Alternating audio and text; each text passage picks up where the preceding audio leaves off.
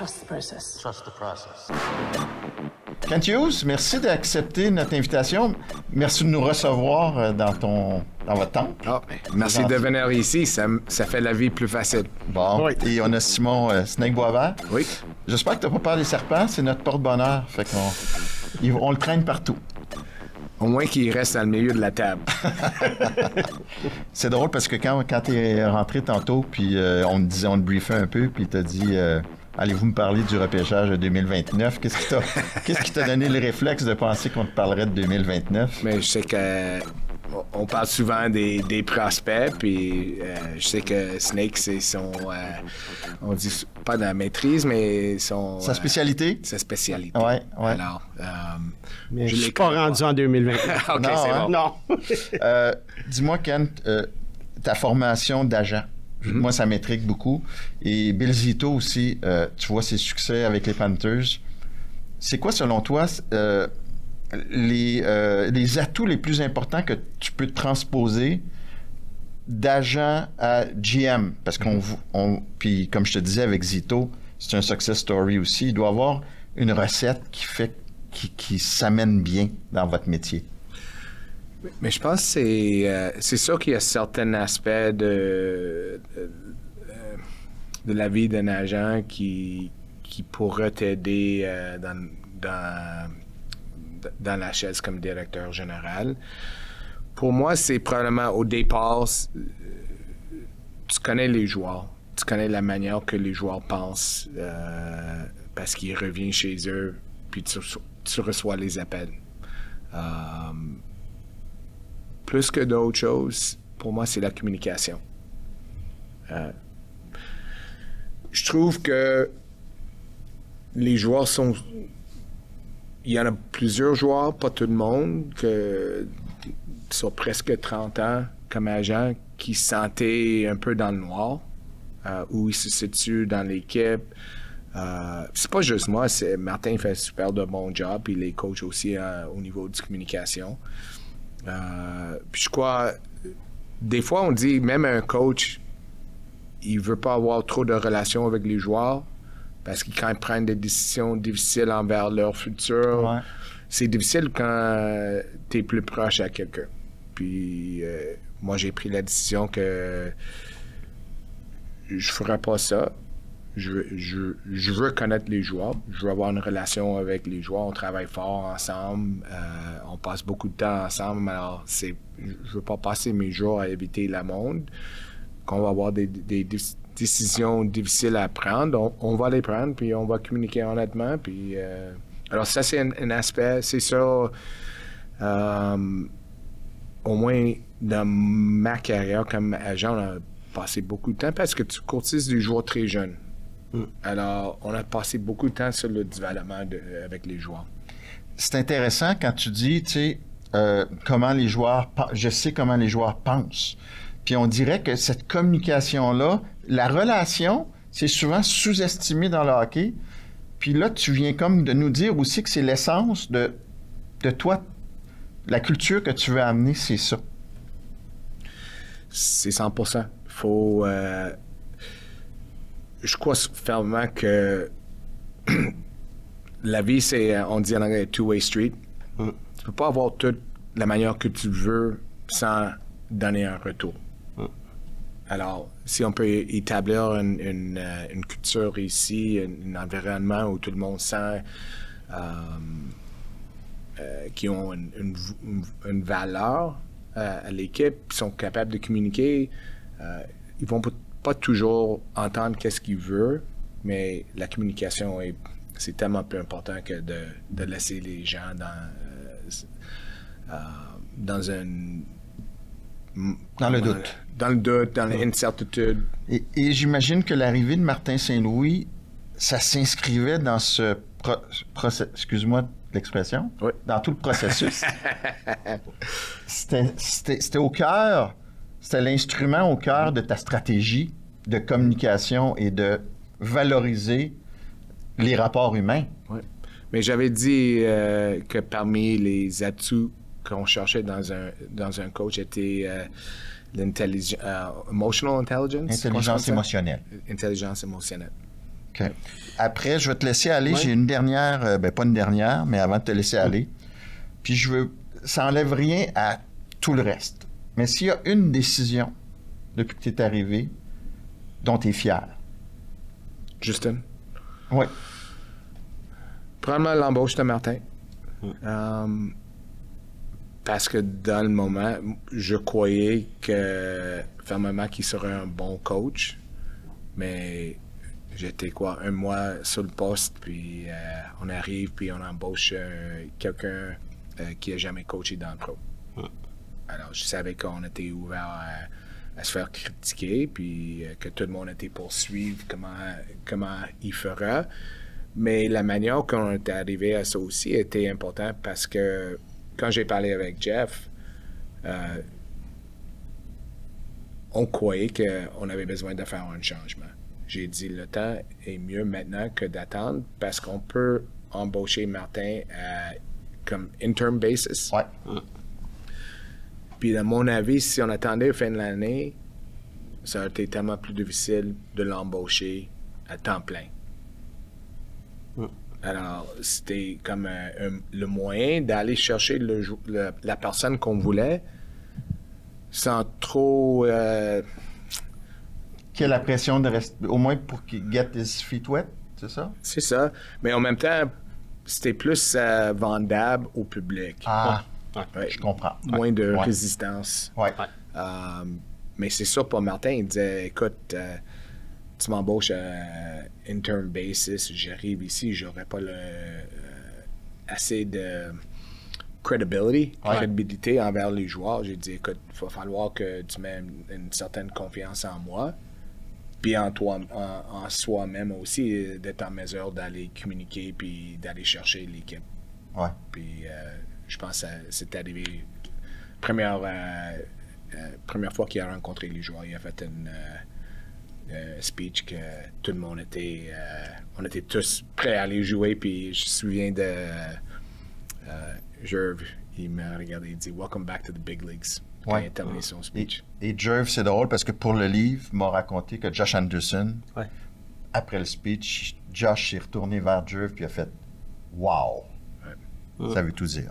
Moi, j'ai parlé il y a à peu près une dizaine d'années à Alex Antopoulos, le directeur général des Braves d'Atlanta, qui était avec les Blue Jays dans le temps.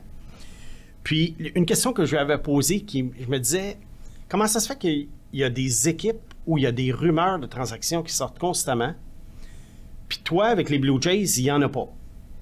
Puis il m'avait répondu, il dit, parce que moi, je parle pas. Puis j'ai dit, donc, d'où ça sort? Il dit, il y a des fuites, des leaks, mais il dit, il y a beaucoup d'histoires qui sont carrément inventés par rapport à... Ils ont vu un recruteur en quelque part, ils ont vu deux personnes se parler, mais vraiment, les insiders, les journalistes, ils font ça juste pour mettre un peu de l'eau au moulin. Qu'est-ce que tu penses de ce commentaire-là? Puis toi, comment tu vois ça du côté NHL? Mais à Montréal, c'est ça qui... je vois souvent des choses dans le média qui n'ont aucun rapport avec la vérité. D'autres fois, peut-être une certaine... sont pas loin de la vérité. Mais c'est difficile de... Je trouve qu'ici, à cause le nombre de médias puis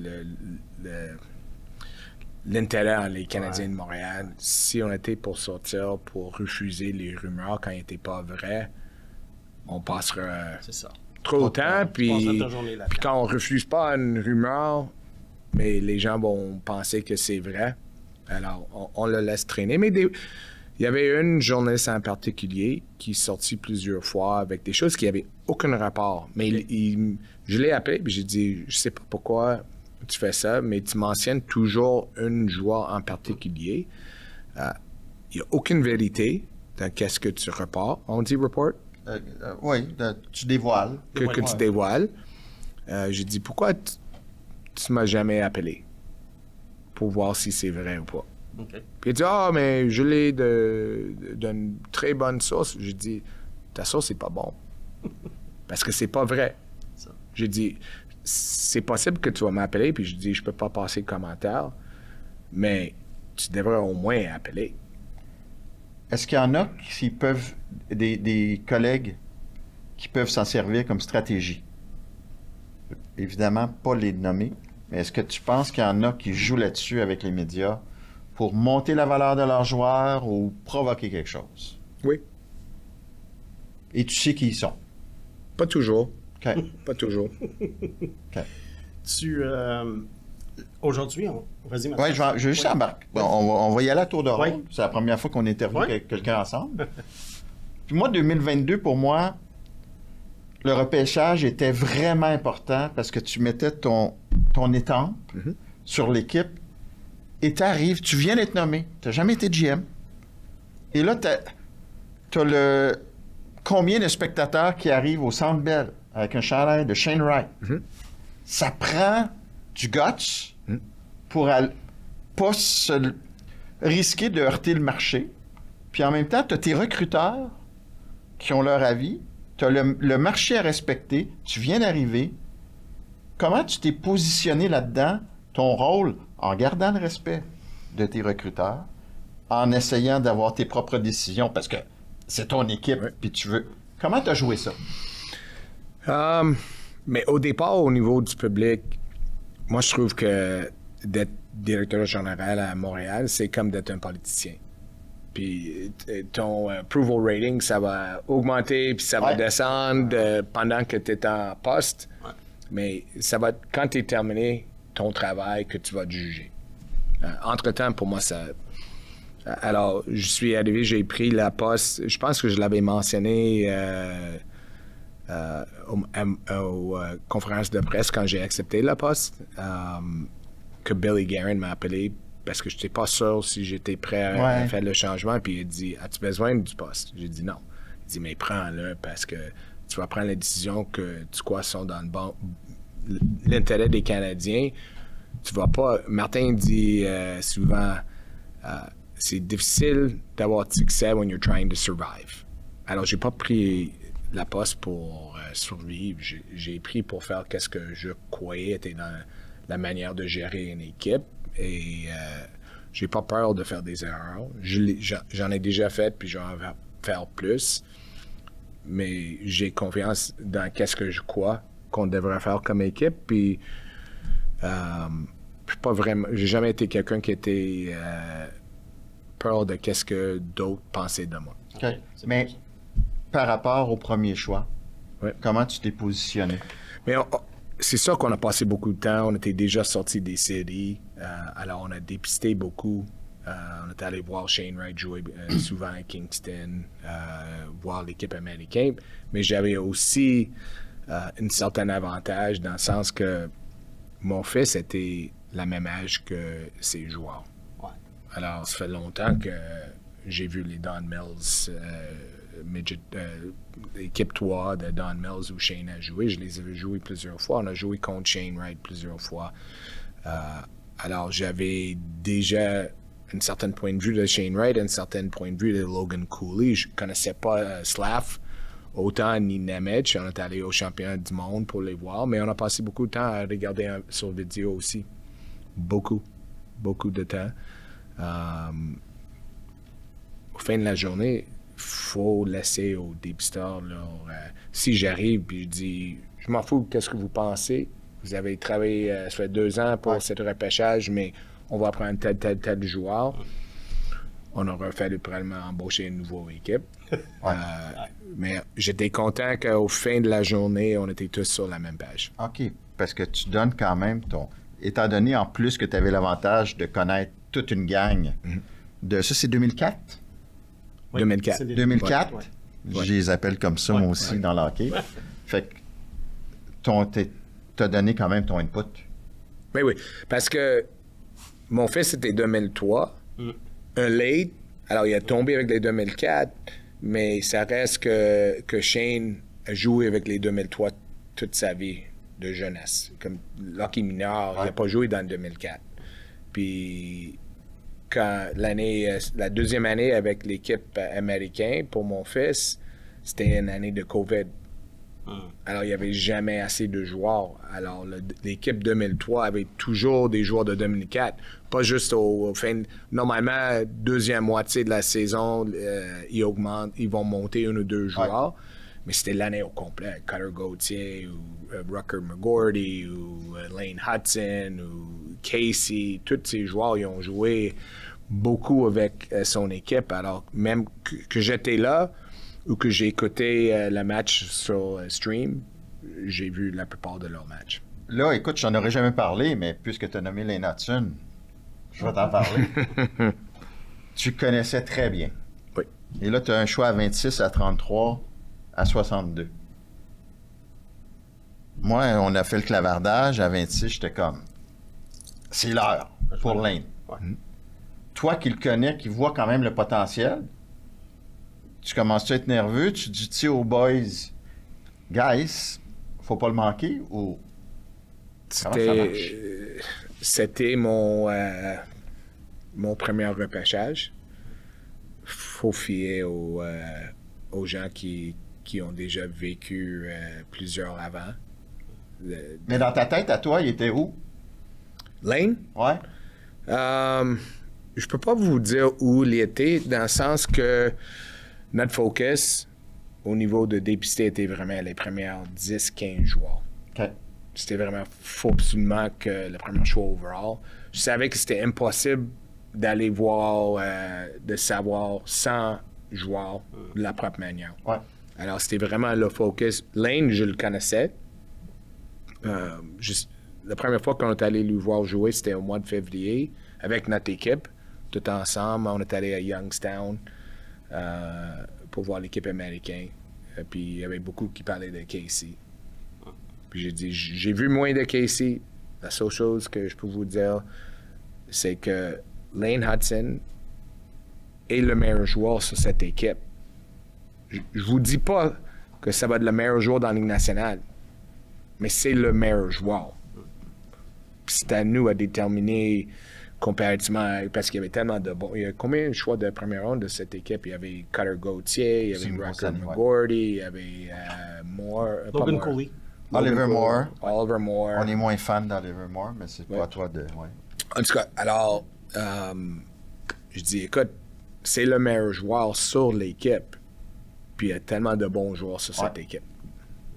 Mais il faut que tu te fies au feeling de tes recruteurs de dire il va être libre à la fin de la deuxième ronde. Ils ont fait la même chose avec Fowler.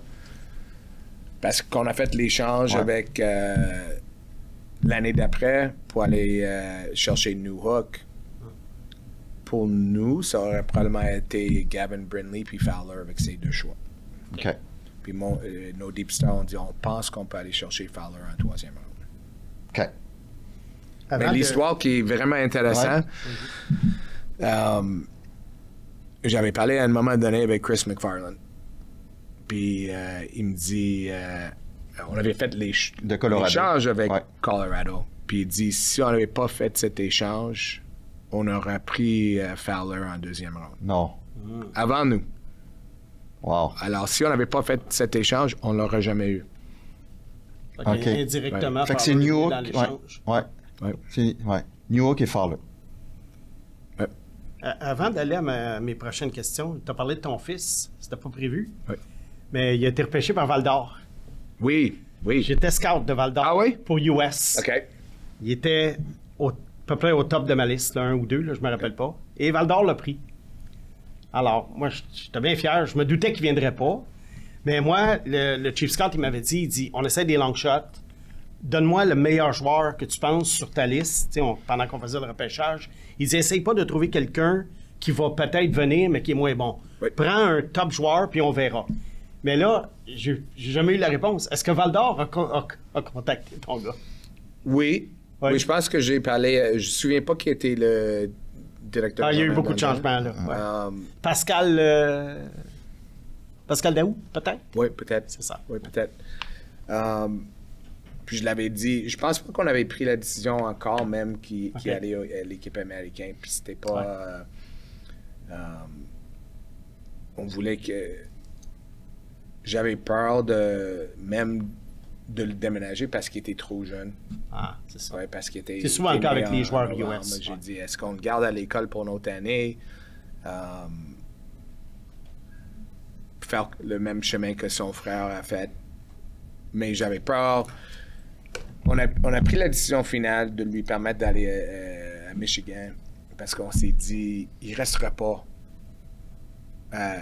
au prep school pour graduer le hockey. Il va avoir besoin de plus côté hockey à un moment donné. OK. Alors, j'avais dit à ma femme, je dis, si on va le faire, on est aussi bien de l'envoyer tout de suite que d'attendre une année. Là, on va l'envoyer. Il y avait une certaine aspect de nous qui voulait qu'il vive la même expérience que son frère, aller jouer au Canada. Ouais. Avoir parce que je pense, si tu demanderais à mon plus vieux qui joue à Charlotte dans la Ligue américaine présentement, c'est la meilleure année de hockey de ta vie. À part peut-être de hockey mineur, il va dire son année à Victoria. C'est ça. Ouais. C'est ça. C'est intéressant. Ouais. Là, en ce moment, c'est sûr qu'il n'y a pas la date limite des transactions, c'est pas le repêchage, c'est pas le 1er juillet. C'est une semaine plus tranquille où le Canadien a joué un match samedi. Aujourd'hui, au moment de l'entrevue, il ne joue pas. Demain, il joue à domicile. C'est quoi, les auditeurs se demandent souvent, c'est quoi la journée typique d'un DG dans une situation comme ça? Parce que souvent, il y en a qui pensent que vous êtes toute la journée au téléphone à jaser de transactions. La journée typique de Kent Hughes. Oui. Aujourd'hui. Oui. Charles. Mettons là.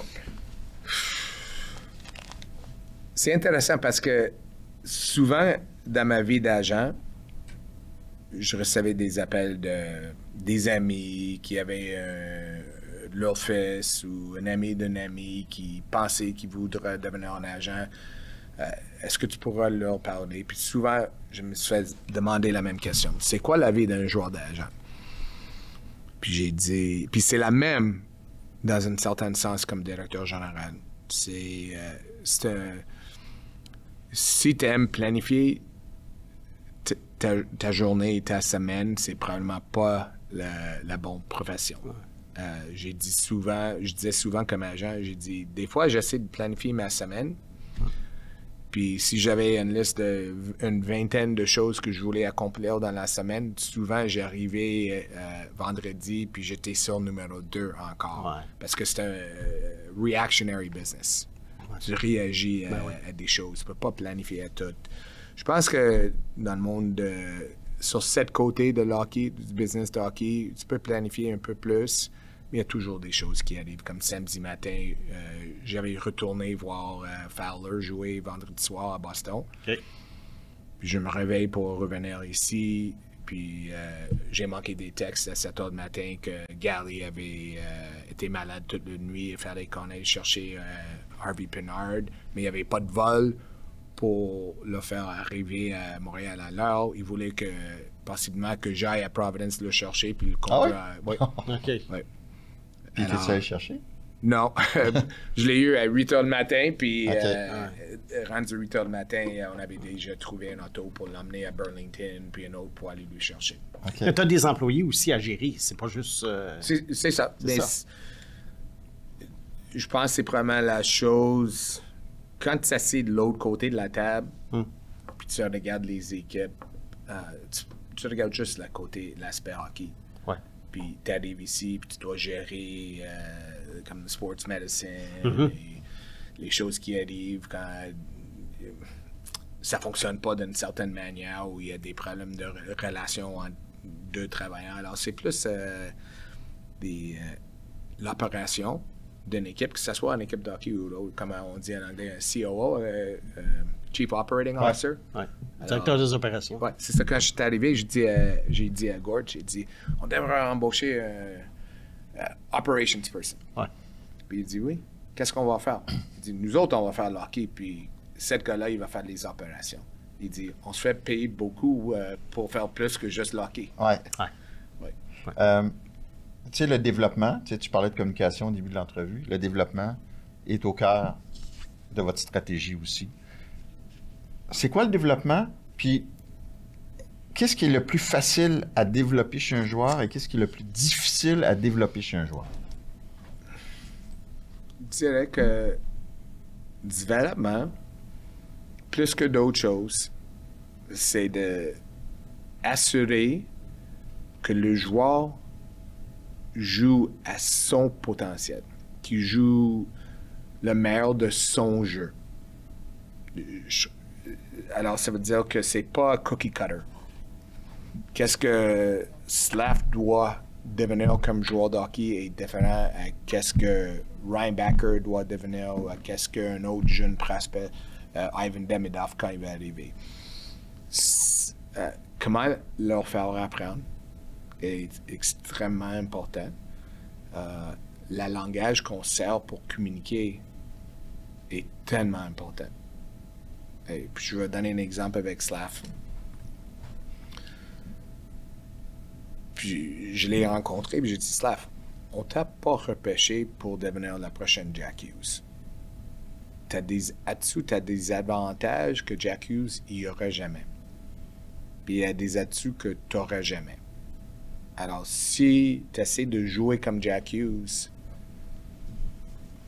on aurait dû repêcher quelqu'un de différent. On t'a repêché pour devenir cette joueur. Mais il faut que tu le communiques de la propre manière, parce que Slav, il veut pas se faire dire va frapper des gars, c'est qu'est-ce qu'on t'a embauché pour faire, puis c'est pas qu'est-ce qu'on a fait. Alors, c'est vraiment une question de communiquer. Quand on parle avec lui de jouer avec plus de pace, plus de vitesse, je trouve que c'est simple, too simplified. Mais tu peux pas être trop compliqué non plus, parce que j'ai appris comme coach que moi, j'avais toujours trois comment est-ce qu'on dit ça? En anglais? Like, 3 prongs. Oui. T'es traducteur, toi, c'est quoi? 3 prongs. Ouais, 3 broches. OK. 3 broches. Ouais. Premièrement, est-ce qu'un joueur veut apprendre? Deuxièmement, est-ce qu'il est capable de comprendre qu'est-ce que tu veux lui faire apprendre? Troisièmement, est-ce qu'ils sont capables de prendre cet ajustement à son jeu puis le incorporate it dans son jeu, dans un sport qui est tellement réactif. On va de offense, defense. Tout change en même temps, puis il y a aussi l'aspect de l'équipe. Where do I have to be? Où est-ce que je dois être sur la glace? Alors, Brad Marchand, pour moi, c'est le joueur que j'ai vu que j'ai vécu à Boston, j'ai vu les Bruins j'ai vu Brad ces années à Val-d'Or, à Moncton, à Providence, puis à Boston. C'est le meilleur joueur que j'ai vu à devenir meilleur, à s'améliorer. Okay. Plus que Patrice. Oui, mais Patrice... Bergeron, pour ceux qui... Oui, mais Patrice Bergeron, c'est plus que d'autres choses. Il est arrivé avec un sens d'hockey extraordinaire. Okay? C'est pas un athlète extraordinaire, c'est un sens d'hockey extraordinaire. Quand je parle de Brad, c'est plus un match, tu le vois faire quelque chose que tu n'as jamais vu de lui. Tout au coup, ça fait partie de son arsenal. Tu le vois à chaque match après. Alors, c'est vraiment dans ce sens que j'ai vu un changement avec Brad. Puis ça continuait d'une année à l'autre. Ça, c'est un autre truc intéressant que tu viens de dire par rapport au développement. J'ai l'impression que tu es comme un nouveau modèle, puis que les gens, ils savent pas ça. Tu es très impliqué dans le développement. Pour un GM, c'est pas tous les GM qui sont impliqués. Tu es un pédagogue, toi aussi, dans cette affaire-là. Bien, écoute, je trouve que c'est mon expérience. J'ai aussi coaché toute ma vie. J'ai coaché avant que j'avais des enfants. J'ai coaché PG Stock, Phil Lecavalier, tous ces joueurs-là quand j'étais à l'université. Moi puis mon frère, puis un autre qui était repêché, un de nos bons amis qui était un choix de repêchage des Canadiens, Brad Lazell. On revenait les étés, puis on coachait ces équipes. Alors, ça a toujours été ma passion. J'ai coaché mes enfants, ma fille aussi, puis quand mes enfants étaient partis, j'ai continué à coacher. Puis le focus a toujours été comment est-ce qu'on pourrait aider ces joueurs à devenir meilleurs. Puis j'ai pris mes expériences comme agent, d'avoir géré des joueurs de 14 ou 15 ans à 30, 31, 32 ans. J'ai fait beaucoup de travail avec Vincent sur son jeu. Mais j'ai appris beaucoup aussi de comment gérer un joueur. Je me souviens dans le temps qu'il s'engueulait avec quand ça allait pas bien avec Repeat Torts. Je l'avais dit, écoute, parce que Vincent, c'était un joueur de centre qui voulait toujours créer le temps, time and space, temps et espace sur la glace, sans la rondelle. Alors, la rondelle sort côté gauche, puis Vincent, il allait sur le bord côté droit. Quand la rondelle va aller dans le coin gauche, Vincent était dans le coin droit. Puis je disais tout le temps, écoute, je pense que ce serait mieux des fois d'avoir la rondelle sur ton palette 8 fois sur 10 au lieu de 1 fois sur 10 parce que tu es dans le coin droit. Puis j'ai dit, avec tes habilités, tu vas créer des choses. Puis le temps et l'espace dans le coin droit, ça disparaît dans une fraction de seconde de toute façon. Alors, mais je comprends la manière qu'il jouait sur les sorties de zone où il swings right, puis il aimait rentrer dans la zone sur son backhand. Ouais. Puis il jouait contre New Jersey un soir, puis j'ai dit, écoute, New Jersey, they put up the Berlin Wall. Okay? Gardien à gardien, la rondelle va, ça va pas de côté gauche à côté droit. Il va falloir que tu tournes côté de rondelle, puis il l'a pas fait. Puis il m'appelle après le match. Puis il était déçu, puis il n'y a pas de succès. Mais quand tu n'as pas de succès, tu parais comme tu n'essaies pas. Ouais. Que tu n'es pas intéressé dans le match. C'est pas le cas. Tu as la mauvaise stratégie dans le match. Alors, on se parlait, puis j'ai dit, you can listen to... Oh, sorry. tu m'as pas écouté. J'ai dit, qu'est-ce que je t'avais dit? Puis on se parle, puis j'ai dit, en plus, tu as fait telle chose. Ah, voyons donc, en plus. Puis il dit, Vincent, il est vraiment capable de... Il a vraiment un bon sens d'humeur. Il est capable de self-deprecating, on dit. Rire de lui-même. Il est capable de rire de Autodérision. lui-même. Alors, il dit, est-ce que j'ai fait quelque chose de bon? J'ai dit, veux-tu que j'aille chercher mes pom-poms puis on va be a cheerleader pour toi? Ah. C'est ça que tu m'as appelé pour? Il dit, ah, OK. Je dois être meilleur. Puis on décroche la ligne, puis ma femme me regarde, puis dit, es-tu si stupide que ça? Je dis, quoi? Il dit, tu penses-tu qu'il t'a appelé après le match pour apprendre comment être un meilleur joueur de hockey? Tu penses que c'est ça? C'est exactement qu'est-ce qu'il voulait, c'est quelqu'un pour être un cheerleader. Ben oui. C'est ça qu'il avait besoin. Puis j'ai honte que tu l'as pas remarqué. Alors j'ai dit, ah, OK.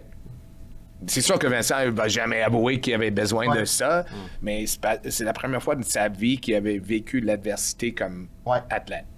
Fait que ta femme a un rôle. Oui. Alors j'ai appris beaucoup que j'emmène avec moi ici. Ouais. C'est quand le temps, c'est 4 personnes, comment est-ce qu'on gère. C'est... je trouve souvent qu'il faut être en mesure de avoir empathy. Oui, l'empathie. Ah oui. Puis de se mettre dans les souliers des autres. Oui. Fait que j'imagine que tu dois voir, même s'ils ne sont pas la même position, tu dois voir du Vincent en Slav. Oui. Des fois, c'est... OK. Inquiète-toi pas, tout va être correct. On n'est pas inquiète. Mais en même temps, quand tu remarques des choses de lui qu'on n'accepte pas, faut pas être peur non plus de dire non, ça marche pas ici. Et quand tu parlais de Reinbacher et de Slav, Reinbacher, vous l'aviez repêché pourquoi?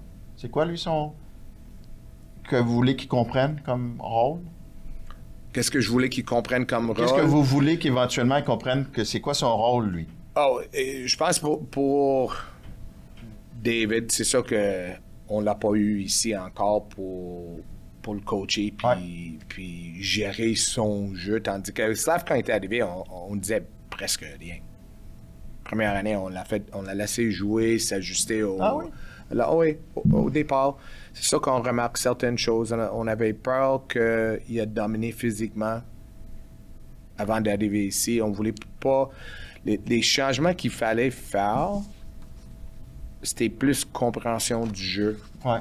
Puis on voulait pas qu'il domine physiquement, même dans la Ligue américaine. Puis il n'y avait pas besoin de faire les ajustements, reads, des choses que ça. On pensait qu'il était mieux d'être dans la Ligue nationale pour apprendre ces choses parce qu'il ne serait pas en mesure de dominer physiquement. Okay.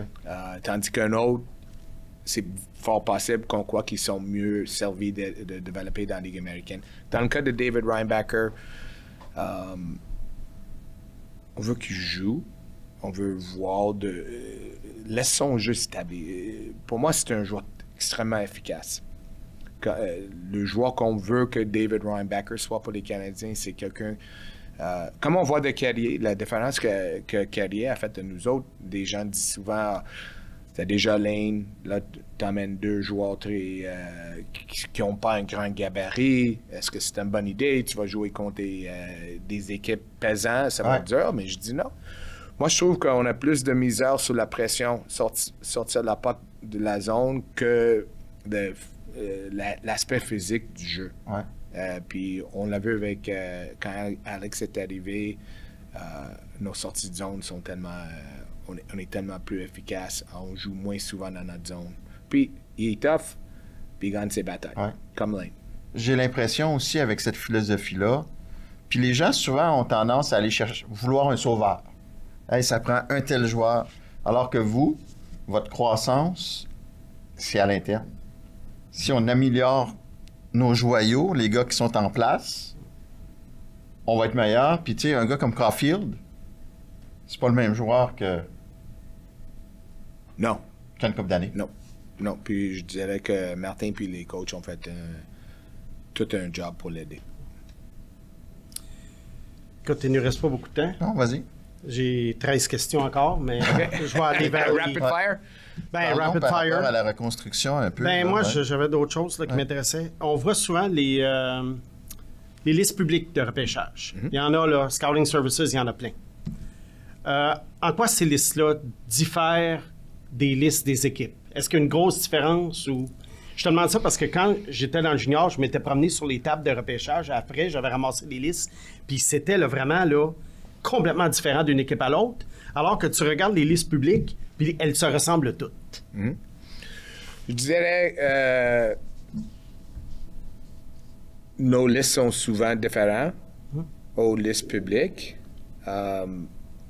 Mais souvent, on entend comme on arrive, puis les dépiseurs disent le repêchage va passer 7 joueurs, il sort entre 10 et 14. Ouais. Je dis, voyons donc. Comment est-ce qu'on peut savoir que quelqu'un va sortir entre 10 mois, c'est un mid-first ou quelque chose? Ouais. Alors, moi, je l'ai trouvé très intéressant. Puis je peux vous dire, sur 3 ans, nos gars étaient très proches sur 2, puis moins proches sur l'autre. OK. De comment ça s'est passé. OK. Il y a 50 contrats. On entend souvent les directeurs gérants dire on ne peut pas avoir trop de choix parce qu'à un moment donné, tu ne peux pas signer tout le monde. Et c'est tout à fait vrai.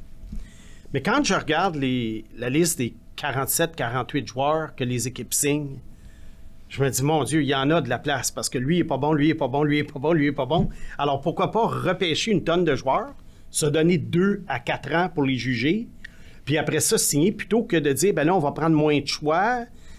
Je sais pas, moi, lancer des dards, pour moi, c'est super important. Surtout en ronde de 2, 3, 4, 5. Non? Oui. Je pense que si on regarde qu'est-ce qu'on a fait au niveau des échanges, puis qu'est-ce qu'on est allé chercher comme retour, ça démontre on est rendu notre 4e repêchage, puis on se trouve avec 2 choix de première ronde, 2 choix de 2e ronde. Oui, c'est ça. Vous l'avez beaucoup, vous autres. Ronde, 2 choix de 4. En 2026, on a 2 choix de 2, 2 choix de 4 présentement. Alors, je suis d'accord. Puis de l'autre côté, si on se trouve sur l'autre côté du reconstruction à un moment donné, c'est sûr qu'on peut se servir de ces choix pour aller chercher des joueurs. Puis on l'a fait où on a trouvé un jeune joueur, un Doc ou un Newark, où on peut peut-être accélérer le rebuild un peu, mais ils vont être avec nous pour à long terme. Oui, c'est quasiment l'équivalent d'un gars de 18 ans que tu repêches. C'est ça. Quasiment. Si tu vas chercher un gars à 20-21 ans, pour moi, c'est comme un jeune. Là. Une couple de petites dernières pour finir.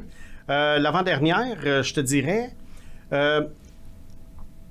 souvent, les directeurs gérants, quand ils ont des vedettes dans l'équipe, ils veulent étaler la fin des contrats. Alors, tu vas signer, mettons, un gars jusqu'en 2028, l'autre en 2029, l'autre en 2030. Et puis, on entendait souvent dans les conférences de presse, les directeurs gérants dire on veut pas que les contrats expirent tout en même temps. Qu'est-ce que ça fait, ça, que les contrats expirent tout en même temps? Parce que, anyway, tu vas avoir à prendre des décisions de re-signer le joueur ou pas, puis probablement lui donner la même somme d'argent que tu y aurais donné, que le contrat expire en 2028 ou 2029. Qu'est-ce que ça fait? C'est pas trop de négociations en même temps? C'est quoi le... J'imagine, on n'a pas vraiment affronté Non. cette Je te parle en général. problème, mais en général, j'imagine que tu as 2 ou 3 très bons amis ou 2 ou 3 joueurs qui se trouvent aux mêmes agences. Ouais. Puis tu mets tellement de pouvoir de négociation de l'autre côté du table. Moi, je trouve que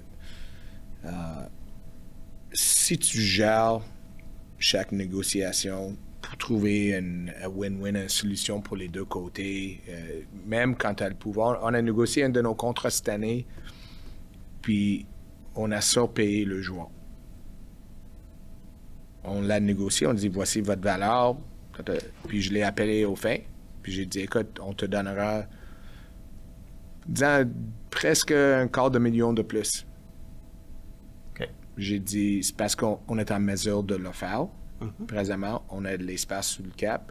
Puis on peut pas arriver à chaque jour pour dire, comme j'avais dit au tantôt, c'était un two-way street, la vie.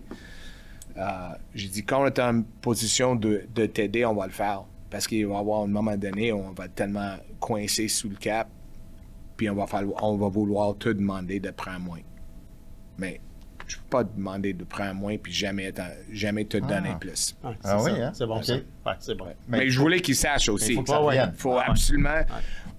Écoute, on ne sait pas si ça va revenir. Ouais. Mais tu le Mais fais. je sais une chose, si tu le fais jamais l'autre bord, Ouais. Ah, c'est bon. tu t'assures que ça n'arrive pas. Ma Dernière, puis moi, Ken, j'en ai une dernière ouais, après. ma dernière, Ken, je m'en voudrais de ne pas te le demander. Là. Faut que je te le demande. OK? On a souvent l'impression, lorsqu'il y a une embauche, mettons un recruteur, exemple, qu'il y a souvent un lien entre le DG puis la personne embauchée, ou un lien avec quelqu'un dans l'organisation. La personne embauchée, soit les deux ont joué ensemble à l'université, dans la Ligue américaine, whatever. Puis, tu sais, c'est l'impression que ça donne quand on fait ces recherches-là que, tu sais, vous n'avez pas sorti une pile de CV, puis vous n'avez pas passé des entrevues. Qu'est-ce que tu as à répondre à ça? À un certain point, c'est la vérité. OK. Je pense que ça donne l'impression d'un old boys network, mais c'est pas le cas de tout. C'est un poste qui, quand tu es en position de directeur général, c'est pas nécessairement un poste avec beaucoup de sécurité. Tu peux pas dire, OK, je suis ici pour les prochaines 20 ans, puis on va accomplir telle chose. Alors, c'est pas une question de embaucher tes amis, c'est une question d'embaucher des gens où tu as déjà confiance pour faire telle chose. Je peux pas vous dire que j'embaucherai mon meilleur ami ou que j'embaucherai... Si je connais quelqu'un, puis je pense qu'il a un bon tête hockey, c'est quelqu'un qui m'intéresse. OK, ça, je comprends ça. C'était pas nécessairement par rapport à toi, je pense, mais dans la ligue overall. Oui, dans un processus d'entrevue, est-ce que tu pourrais pas, justement, ou un directeur gérant, là, parce que moi, c'est des questions générales que je te pose, là. Est-ce qu'un directeur gérant pourrait pas, justement, dans un processus d'entrevue, voir, lui, tu sais, comme dans bien des jobs, là, dans bien des compagnies, tu connais pas toujours tout le monde que tu embauches. Puis on dirait que dans le sport professionnel, c'est pas juste le hockey. Ouais.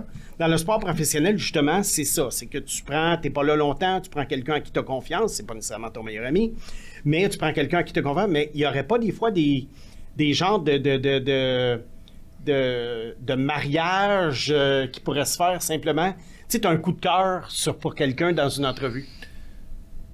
Oui, sauf le problème pour moi avec un coup de cœur, ça va être plus j'aime cette gars-là comme personne, j'aime des aspects de son caractère, mais plus que son caractère, si j'embauche un dépisteur pour donner un exemple, je veux savoir sa tête d'hockey.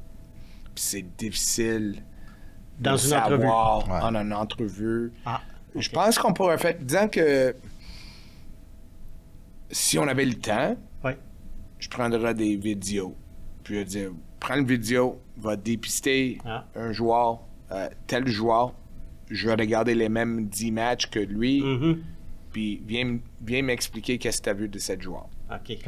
C'est bon. Mais c'est possible que moi, je vais l'avoir manqué aussi. Oui, Tu ça comprends? se ferait. Oui, Qu'est-ce oui, que oui. j'aime présentement de notre équipe de dépistage? Puis la plupart, je les connaissais pas avant. Ils étaient déjà ici, la plupart. Oui, c'est vrai. Pas toutes, mais la plupart. C'est qu'on a des gens qui voient le hockey différemment. C'est pas tout le monde qui aime le même style de joueur. Ouais. Puis qu'est-ce que j'adore, c'est le débat. J'adore le débat. Comme cette année, avant le repêchage, parce qu'il y avait beaucoup de débats, dépendant comment le repêchage aura tombé. Ben Tandis que quand tu choisis numéro 1, ton choix n'est pas dépendant les choix des autres équipes. Dans le cas en 2023, on était pas mal sûr qui était pour être les premiers 4 choix. Ouais. Ouais. Alors, dans le sens, on n'était pas... on pensait pas d'avoir à prendre une décision à la table. L'an passé, il y avait la possibilité de prendre une décision à la table. On ne savait pas qui serait disponible. Alors, parmi les joueurs qu'on regardait, dépendant comment ça allait tomber, je dirais qu'on n'était pas nécessairement 100%. Alors, qu'est-ce qu'on a fait? C'est on a pris 2 joueurs.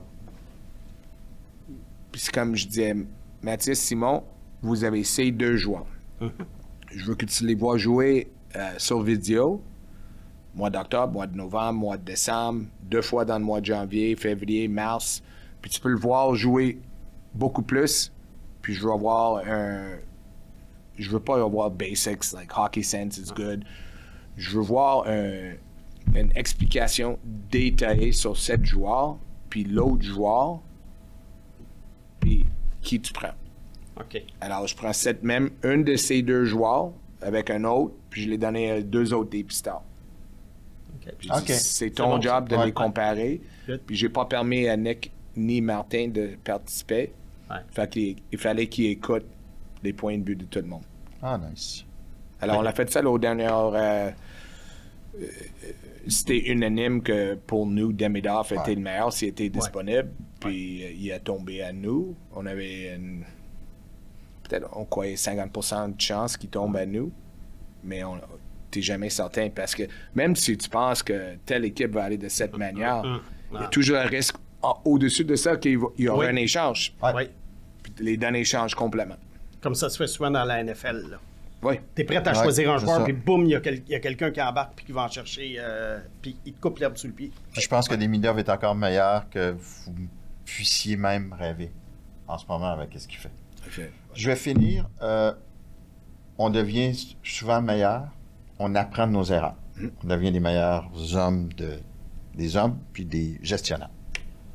Qu'est-ce que tu as appris le plus de ton parcours jusqu'à maintenant?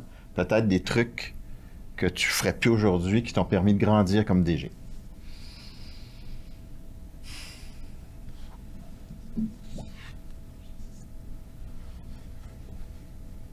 Je veux penser pour donner un bon repense, pas juste un stand. Ouais.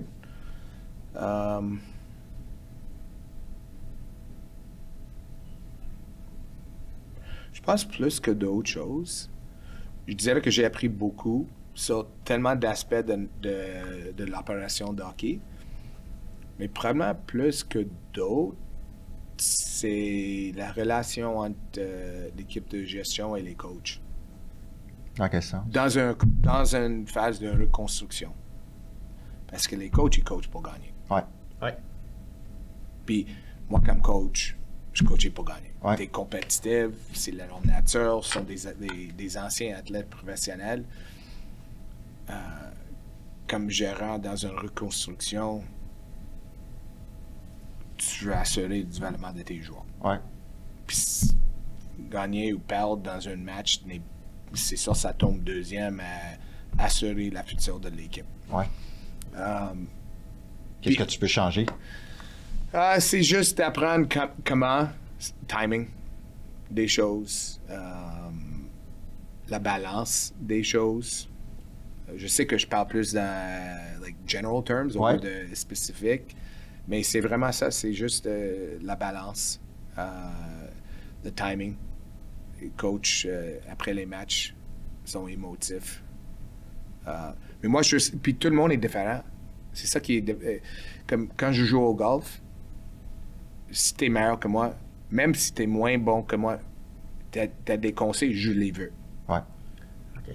Puis quand je joue avec quelqu'un, je donne toujours des conseils. Ah, t'aurais pu faire ça. Puis moi, je suis un 13 handicap. Puis je joue avec des gars qui sont à 1 ou 2. Puis je dis, tu pourrais faire ça. Puis ils me regardent comme, es-tu sérieux? Mais ma femme, quand je donne des instructions quand on golf, elle me regarde. Elle veut pas les avoir. Peut-être qu'elle aimerait les avoir sur le terrain de pratique, mais pas pendant qu'elle joue. Non. Tout le monde est différent. Ouais. Elle veut que tu sois cheerleader aussi avec elle au golf. Mais moi, tout le monde est différent. Tout le monde voit d'une manière différente. Quand tu es en arrière du banc, tu vois le jeu très différent que quand tu es en haut. Tu le vois quand tu es un coach. Souvent, je trouve que tu peux apprendre dans la semaine, dans la pratique, certaines choses. Quand tu regardes le match, la première chose que tu regardes, c'est est-ce qu'ils font qu'est-ce que j'ai demandé d'eux? Ouais. Puis quand tu es en haut, tu le vois d'une manière complètement différente. Ouais. C'est juste de trouver la balance pour nous, pour eux, pour qu'on prend ça de la meilleure direction possible pour le bien des Canadiens de Montréal. Fait que Carrier, c'est un petit peu ton cadeau à Martin. T'as dit, garde, là, t'as été bon, t'as toffé. Oh, voilà un beau cadeau. Mais Marty, Roby, Trevor, ils prendraient un bon joueur de main pour un prospect. Ben oui. Normal. C'est normal. Ouais. C'est normal. Hey, merci. Merci énormément. à vous autres aussi.